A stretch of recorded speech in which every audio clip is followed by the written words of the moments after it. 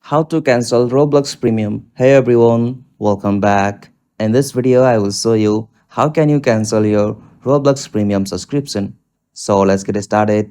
First, as you have to open Roblox app with your account. After you open Roblox, you'll get this kind of interface. From your at the bottom right, tap on more.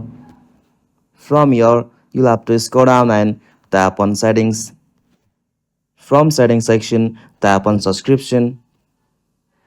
Or from this section subscription, you'll be able to find your active premium subscription. If you find your subscription here, simply tap on cancel subscription at the bottom. After you tap on that, you will be able to cancel your Roblox premium subscription. If you found this video helpful, please make sure to like and subscribe for more videos like this. Thanks for watching. Have a good day.